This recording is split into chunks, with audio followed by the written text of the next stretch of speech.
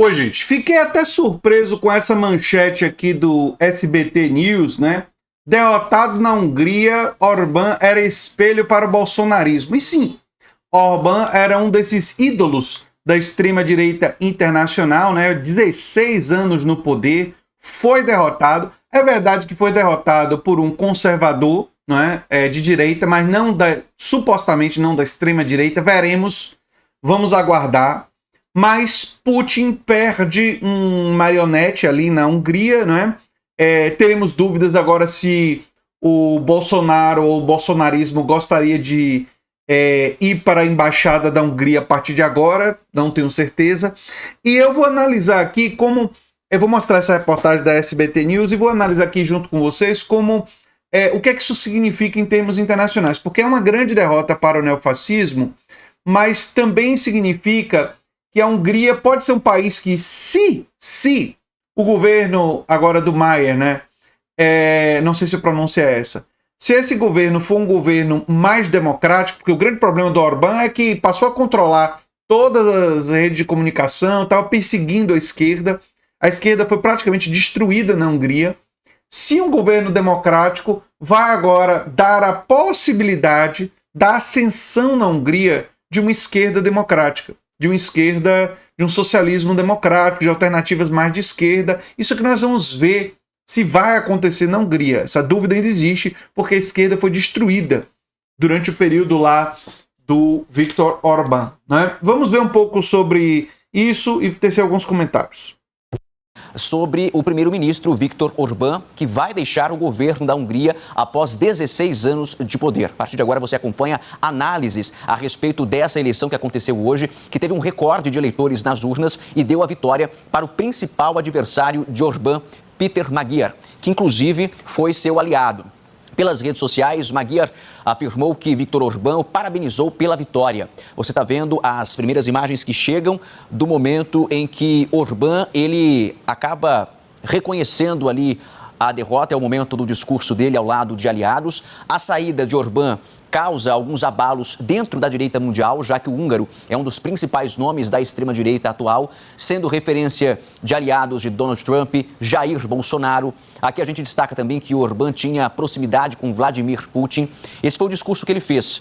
Há poucos instantes, Orbán reconheceu o resultado e afirmou que, apesar de doloroso, estava claro. O primeiro-ministro parabenizou a oposição e agradeceu os eleitores que o apoiaram, dizendo que nunca vai decepcioná-los e que não vai desistir. Ainda em discurso, Viktor Orbán disse que ainda não dá para saber o destino da Hungria com o resultado eleitoral, mas que, independentemente do que aconteça no futuro, ele servirá a nação contra a oposição.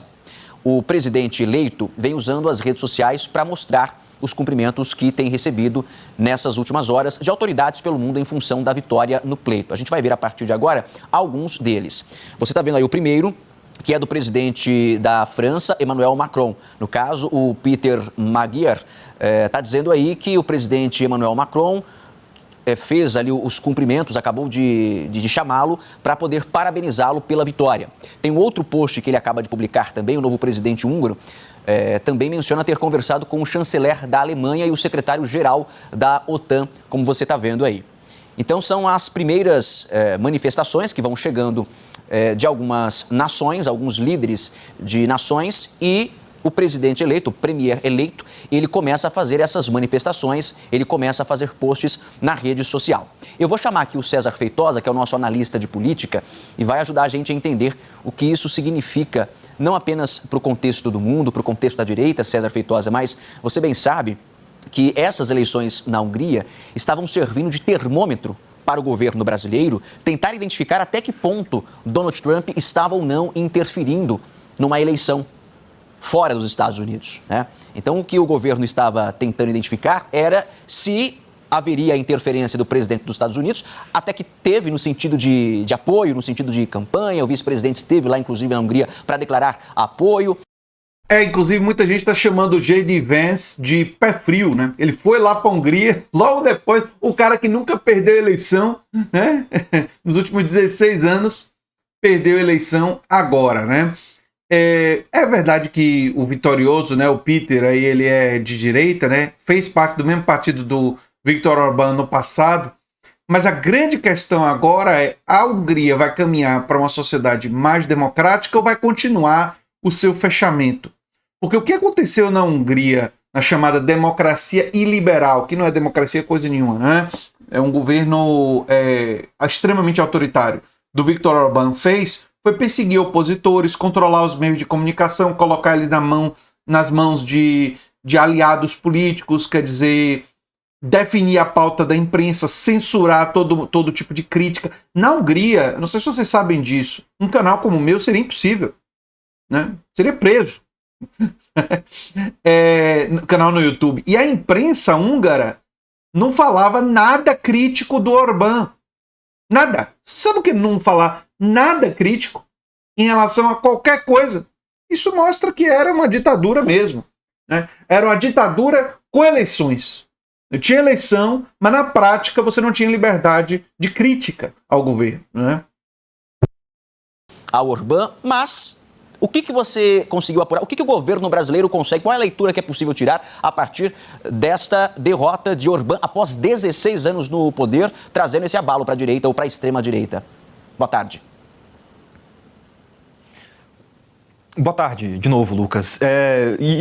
O governo brasileiro ele estava olhando para essas eleições na Hungria com essa preocupação e com esse termômetro, como você bem disse, para ver como que essa ação norte-americana em apoio à reeleição de Orbán como primeiro-ministro da Hungria poderia servir até como um teste, digamos assim, como um termômetro para ver como os Estados Unidos poderiam atuar no Brasil na eleição presidencial de outubro, já que o presidente norte-americano Donald Trump deu diversas demonstrações de apoio ao ex-presidente Jair Bolsonaro, tanto durante o governo Bolsonaro quanto depois. As próprias sanções americanas impostas ao Brasil, como o tarifaço, o uso da lei Magnitsky contra o ministro Alexandre de Moraes e sua esposa, em todas essas ações, as ações foram feitas com o nome de Jair Bolsonaro sendo colocado em cartas enviadas, por exemplo, por Donald Trump a autoridades brasileiras. Então, há um receio de que o governo norte-americano possa tentar, de alguma forma, interferir nas eleições brasileiras de outubro desse ano, e por isso essa eleição na Hungria era analisada com cuidado, com só que tem um detalhe, né? Os Estados Unidos estão numa guerra lá com o Irã, o Trump está lidando com uma queda de popularidade gigantesca em próprio território. Então, eu até acredito que os Estados Unidos vai tentar interferir.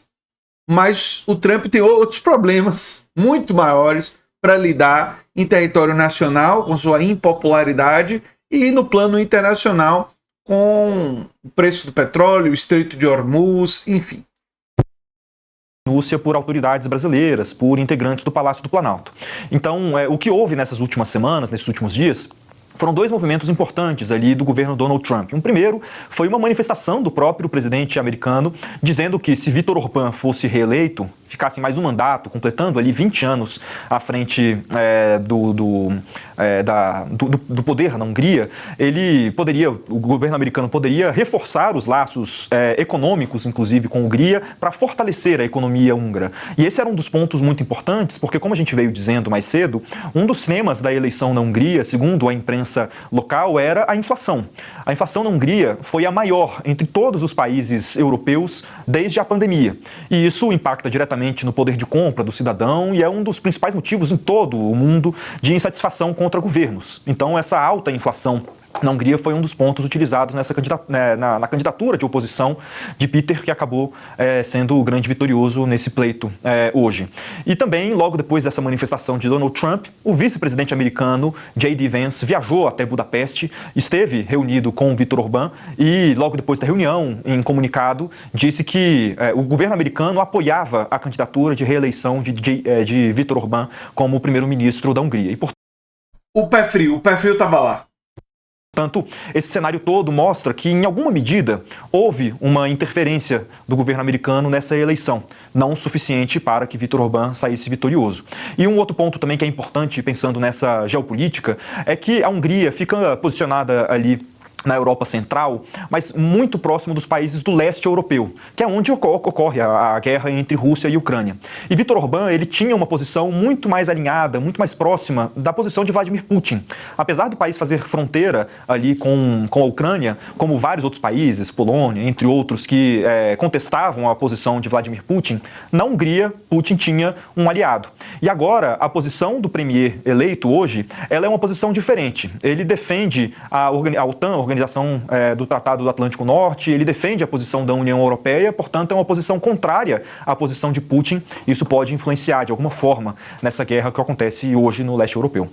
César, aproveitando aqui a sua participação, queria que você fizesse um pouquinho aí do retrospecto da relação de Jair Bolsonaro com a Hungria, né? Naquele episódio que, antes de ser preso, ele chegou a pedir ajuda, a ficar, né, hospedado na Hungria. Conta pra gente, faça pra gente um retrospecto aí desta relação entre Orbán e Jair Bolsonaro. Claro, Lucas, Orbán era um dos grandes líderes da extrema-direita mundial, tendo se consolidado hoje por 16 anos à frente do governo húngaro e, portanto, ele acabava sendo um dos grandes ideólogos, digamos assim, ou um dos grandes exemplos do poder da extrema-direita. E, por isso, o ex-presidente Jair Bolsonaro nutriu uma grande admiração por ele.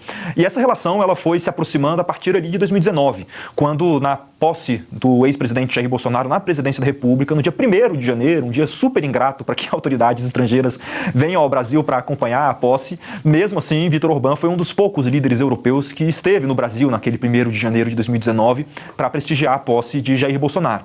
Depois, houve viagens de Eduardo Bolsonaro, como presidente da Comissão de Relações Exteriores da Câmara, sendo recebido por...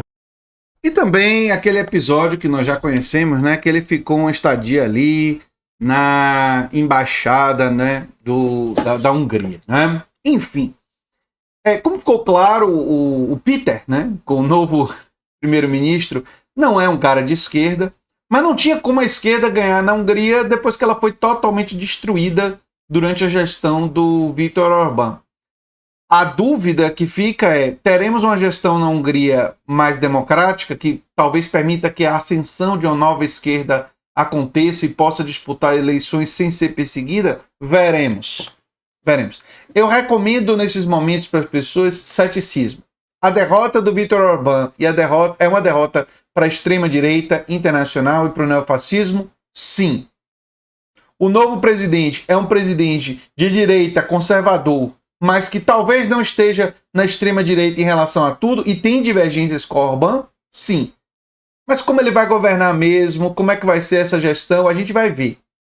Agora, é inquestionável que a extrema-direita sofreu um abalo. Era uma das lideranças mais importantes da extrema-direita e foi claramente derrotada, né? Enfim, eu sou André Teixeira Jacobino, o canal é a Nova Máquina do Tempo. Se você gosta do que a gente faz, se inscreve, dá um like, compartilha. Se você quer ganhar dinheiro divulgando ideias da esquerda, tem no link do comentário fixado uma forma de você se cadastrar no Hotmart, divulgar os nossos cursos e ganhar uma comissão. Começa com 20%, se você fizer 13 vendas, vai para 40%, é só me comunicar que eu altero. E se você quiser ajudar o canal, você pode, no Pix do canal andretj@terra.com.br, virar membro, apoiador, enfim, tem muitas formas de ajudar o canal. Você pode, claro, nos divulgar, e se você gostou desse vídeo, provavelmente vai gostar do vídeo sugerido aqui no final. Tchau, tchau, gente.